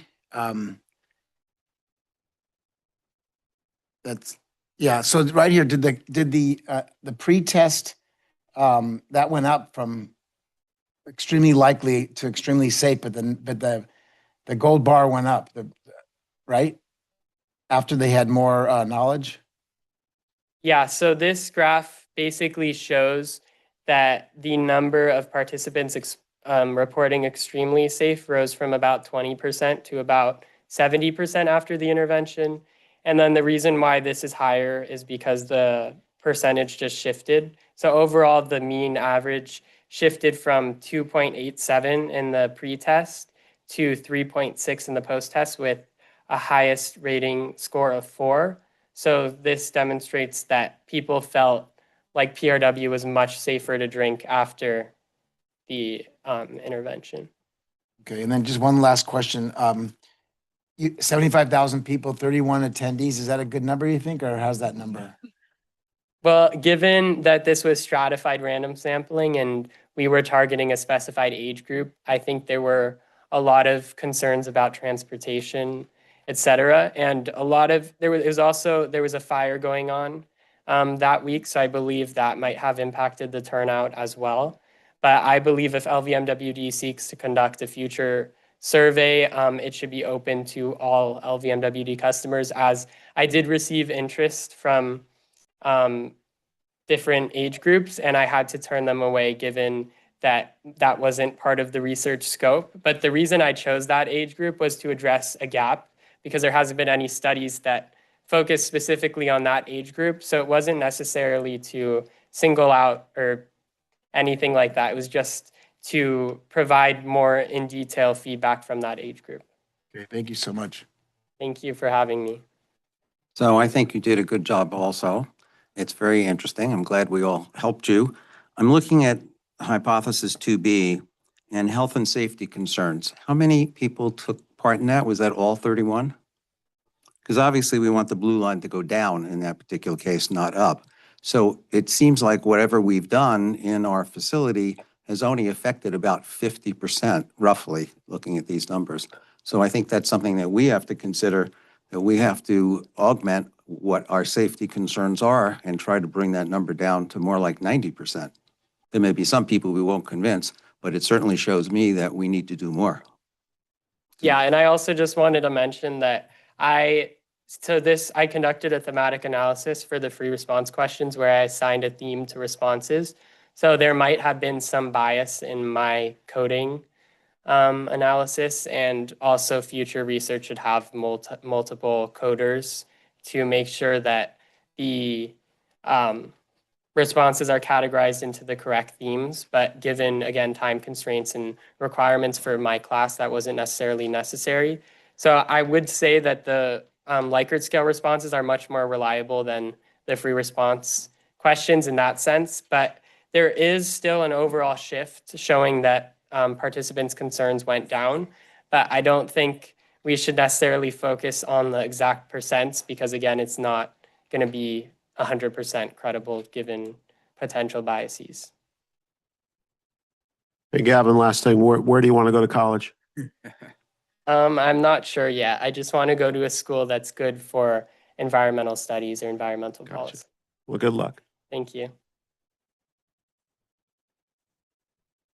Any other questions or comments? I just say, great job, Gavin, and I just want to point out for the record that I am not old enough to be in this old adults. I don't know about anybody else here. Sure. I just want to kind of quick wrap up. First of all, we all want to know if you got an A in the class. Yeah, You did. Okay. Hey. Good. A plus or just an A? I haven't gotten the final. Okay, you're gonna get it. You're gonna get an A. And the other thing I just want to point out, when we worked with Pepperdine, we did actually do a community-wide survey. It was right in the thick of COVID. So originally, you might recall, we were gonna have folks out at grocery stores and catching people going in and out and doing surveys, face-to-face surveys. We had a lot of complications with COVID and being able to bring them in for the tours and everything else. We did do a community-wide survey that was really more email and online survey based. And what we saw was with that survey through Pepperdine, it was about if you hadn't gone through the tours and been educated, is about 51% roughly, I recall, that we're accepting to some degree of drinking purified recycled water and having that as part of our water supply portfolio. But what we also saw was with folks that did go through, we did go through a phase where we were doing some surveys, having people go through pre and post surveys and that's part of the demonstration facility. And we saw those numbers bump up. Once they learned about the process, it was somewhere around 75% acceptance level. So we know that the demonstration facility and the investment that we made and all the outreach we were doing does have an impact on folks. And the other thing is what I see with surveys that other agencies have done is we do commonly see once folks are educated, customers are educated about the process, we do see about a 75 to 80% acceptance level, varying degrees of acceptance from customers. So by and far, the majority of folks do accept the concept of drinking purified recycled water. And I think Gavin's research really kind of validates that as well. So I just want to end with that. Thank you. Great job, Gavin. Excellent job, Gavin. Thank you very much for your presentation. Okay, we'll move on to item 6A. We're going to action items. This will be presentation by Debbie Rosales.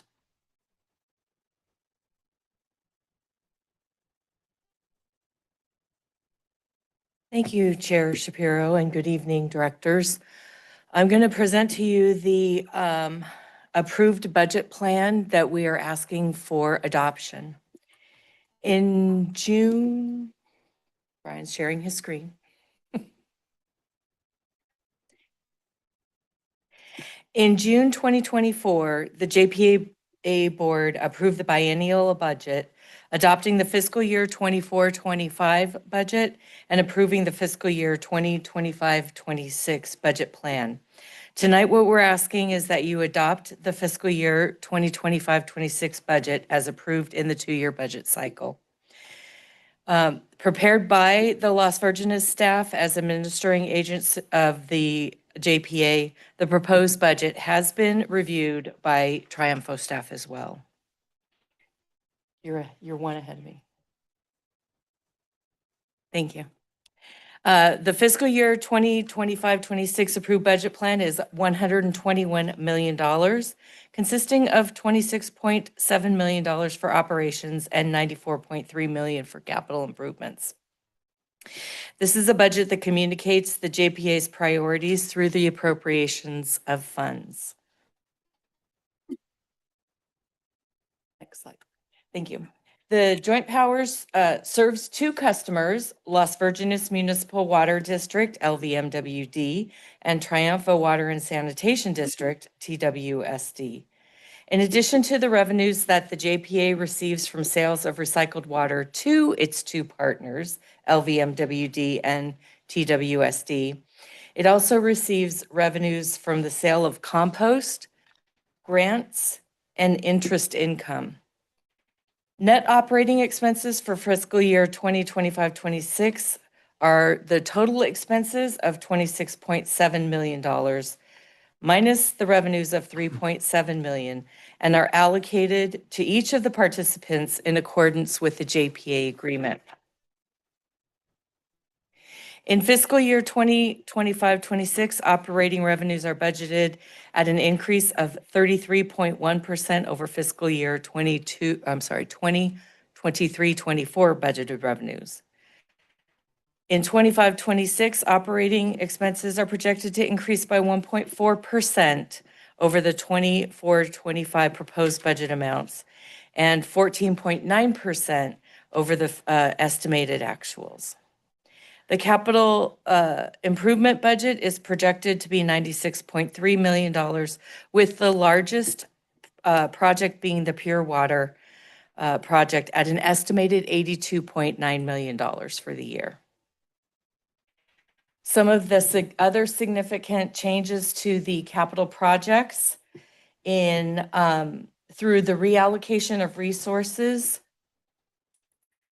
There is no change to the overall CIP budget amount from the approved fiscal year 25-26 plan. Eric Schlagater would be happy to answer any project-specific details if you have any questions on that.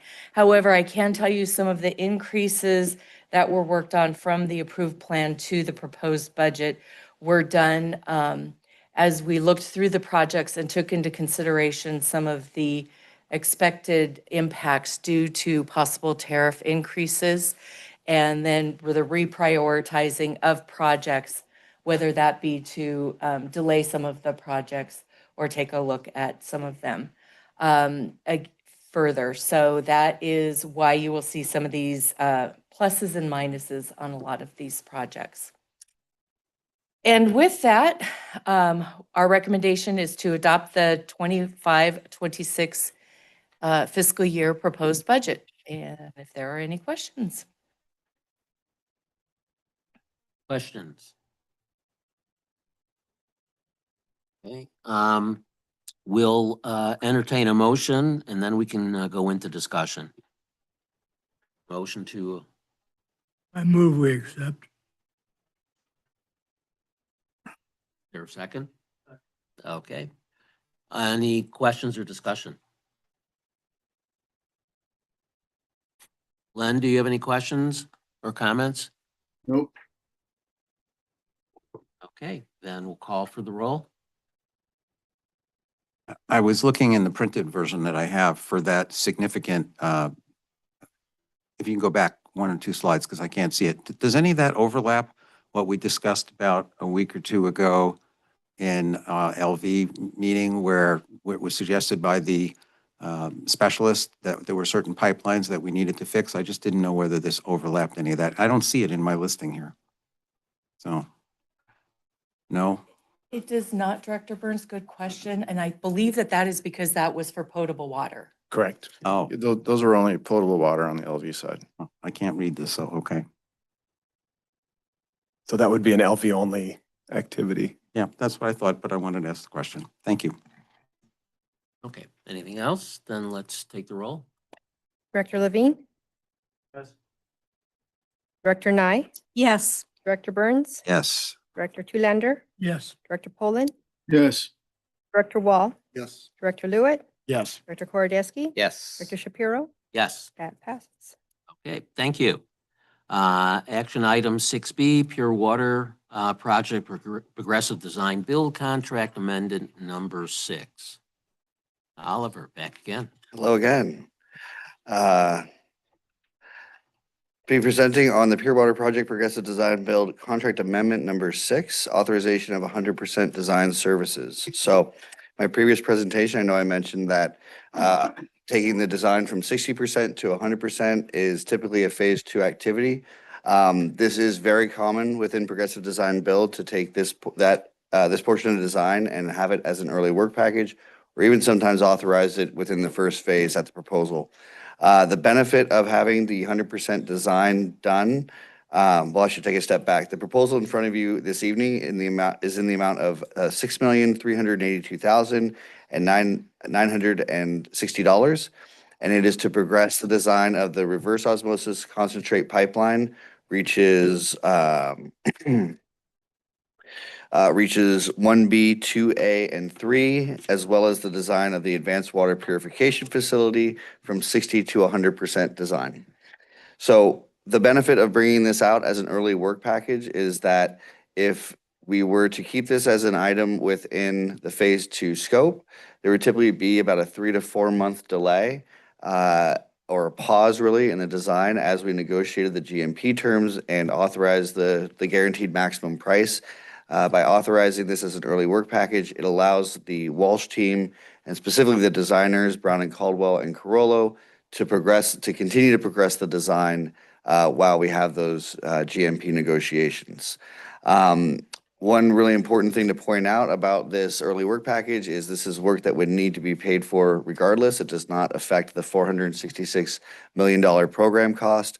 It does not affect our ability to quote unquote off-ramp the work prior to phase 2. So in this situation, and I don't think any of us hope that this happens, but in the situation that you were to off-ramp a project and not continue with the design and build entity into phase 2, if you were going to go back to a traditional design bid build structure, you would still contract with the designer to finish the 100% design. The only other option would be to go back out and start the design from scratch, which would be incredibly impactful, obviously. So we feel that there's a lot of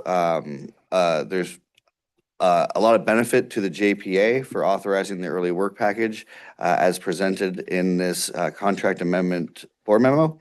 And it will also help us retain the staff on the design team that we have now. With a 3 to 4 month lull, you run the risk of those folks getting pulled onto other projects. They also have to kind of revisit everything when they come back. So this keeps them moving, keeps the momentum for the project going, and helps us to maintain a very aggressive schedule for the project. So the recommendation before you this evening is to accept the proposal from Walsh Construction, authorize the administering agent, general manager, to execute contract amendment number 6 in the amount of $6 million, $6,382,000 and $960, sorry, to the Progressive Design Build contract for completion of 100% design of the advanced water purification facility and reaches 1B, 2A, and 3 of the reverse osmosis concentrate pipeline.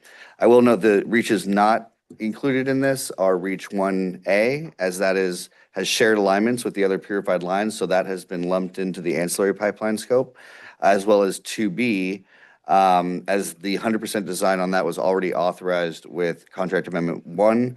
That was the early work package for the Hillcrest area in Thousand Oaks, so they've already been authorized to do 100% design on that. And I did also want to note that we did negotiate with the scope of this contract amendment with the Walsh team. We were able to bring the cost down about $2 million from the original proposal. However, not all that is technically savings. What we instructed them to do was they had included the 100% design for the ancillary pipelines. Since we're not even going to see a 60% design until next year, we felt it was premature to authorize that 100% work. So we'd likely return later next year for the ancillary pipeline 100% design. So with that, I will open up for questions. Thank you. Okay, is there a motion? Move staff recommendation. I'll second it. Okay, any questions for Oliver? I have a question. Okay, Director Poland, go ahead. I was curious as to, this makes a lot of sense to me, to be quite frank, that you would do it so you get a better feel for your costs. You're not changing the cost impact. You still got to pay for the service. I wondered why. Well, actually, that's not true. I wondered, I guess it was, what moved you to bring this from, what thought process happened that changed the thinking, the realization that the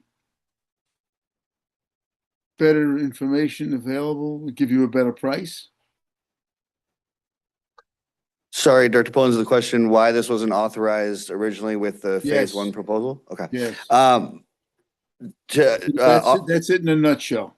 Yep. So when we went through the procurement process, this wasn't identified as part of the phase 1 scope. The Walsh team did propose it as an optional item at that time. We were At that time, it was something that we knew that we could execute on within phase one and not have to commit to right out of the gate. So we hadn't worked with the PDB team yet. We wanted to establish a relationship. We knew we had time to authorize this based on everything from 0 to 60% going well. So it just, there wasn't a huge driver to include it at that time. We wanted to, there's a lot of work to be done to get to this point. So we kept the original contract for the Walsh team as streamlined as possible. And what's also puzzling me is the content. We have reach 1B and reach 1A. I'm sure you have a thorough analysis of all the various components, and we only see a little bit of it. Is that because you don't want to flood us with information or overwhelm us? Is that the thought? The notations may be a little confusing. I mean, really what we're talking about is this is going to authorize 100% design from Lindero and Aguro Road all the way to the SMP, the Salinity Management Pipeline connection on Santa Rosa Road. And there's a mile, 1.1 miles in the middle there that we've already authorized the 100% design. So it's really notation that comes from the Progressive Design Build team of how they break these up into manageable design packages. But essentially what we're talking about is this authorizes the entire reverse osmosis concentrate pipeline that hasn't already been authorized, with the exception of the mile in front of the advanced water purification facility where it's a shared alignment, and they still have to continue to progress the design of the other pipelines in that alignment. That's great. That makes it clear. Thank you. Thank you. Thank you, Oliver, because I had the same question. When I read it, I didn't think that there was enough detail for me to say, what is this $6 million for? It's a lot of money to be voting on. But I have a slightly different question based on, I have to look on my computer for those slides. I assume they're in the PDF, but not in my printed version. And that is, where are costs going right now? With steel at 50%, maybe, and we're not going to get a final number until December 26. Are we going to be at 566, or where is pricing happening right now so that we have some sort of idea of what we're looking at in the next year? Sure. So we won't have the full picture until we have guaranteed maximum price 2. I will say, by having guaranteed maximum price 1, that 1.1 mile of pipeline on Hillcrest, we were able to see what the market was telling us as far, we had a competitive bid between 3 firms as far as doing that actual contracting work. And it actually did come in about 26% less than the estimate that was in the cost estimate. Now, there's no guarantee that that will hold fast for the full GMP, but it's certainly moving in the right direction. I don't want to make any promises, but that was a very positive outcome of the first GMP. We're hopeful that we'll see something similar in the second GMP, but really, once we see GMP2, that is the lion's share of the Walsh work. And we'll have a much better idea of what the market's telling us for certainly things like pipeline construction labor, but also elements of the advanced water purification facility. Okay, the other question, in your presentation summary, you say that the facility is going to be completed in 2030. I thought we've all been working on the assumption that it will be somewhat operating by 2028, and then it will be in full compliance by 2030. And I didn't see that in here, and I just wondered why. So 2030 is our ultimate compliance deadline, November 2030. We're looking at finishing the majority of construction in 2028. There's about a year process of acceptance testing, performance testing, permitting with Division of Drinking Water. We're hoping to be producing water that can go to the reservoir in 2029, which still gives us about a year from our compliance date. But really construction end around the end of 2028, and then hopefully full acceptance and running the facility end of 2029 is where our schedule is out now. Good, thank you. Any other questions? Okay, thank you, Oliver. Thank you. We'll call the roll. Director Levine, Yes. Director Nye, Yes. Director Burns, Yes. Director Tulander, Yes. Director Poland, Yes. Director Wall, Yes. Director Lewitt, Yes. Director Cordes, Yes. Director Shapiro. Yes. That passes. Okay, motion passes. Thank you. We'll move into item 7, board comments. Comments from board members?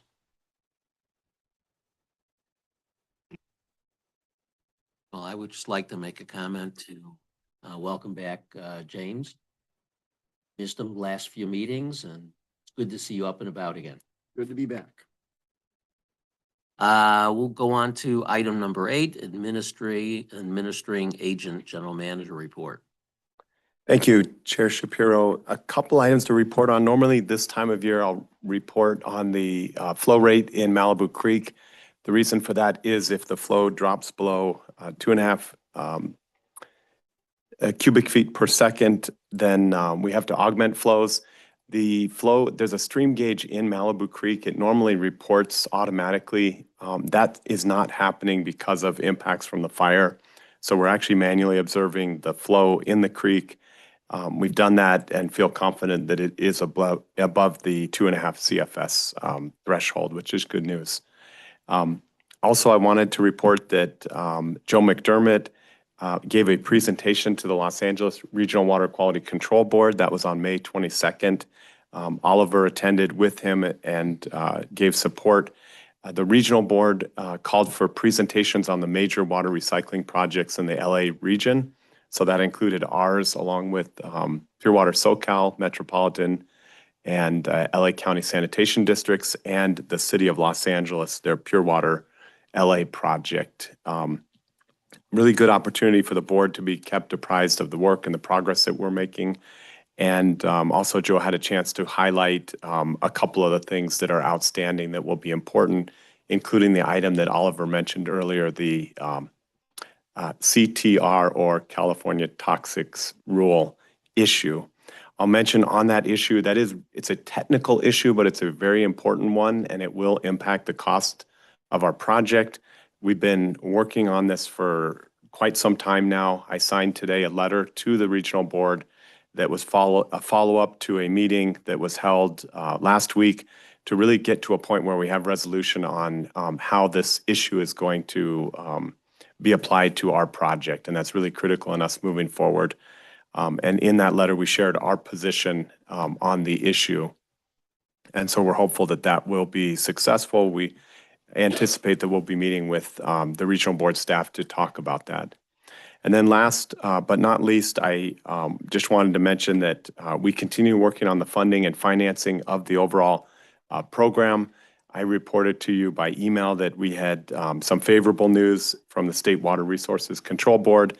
It is not approved yet, but it's proposed in the what is called the intended use plan for the Clean Water State Revolving Fund, that as a result of Proposition 4, that there's additional funding available for water recycling throughout California. And they are proposing to increase the grant funding provided to our project from $3 million to $15 million, $15 million being the maximum amount available. If that does prove out to be awarded, and that would happen in August, sometime in early August, that would bring our total funding and financing to almost $400 million, which is really great. And of that amount, 20% would be in the form of grants that don't require repayment. So all in all, we're doing really, really well on funding and financing.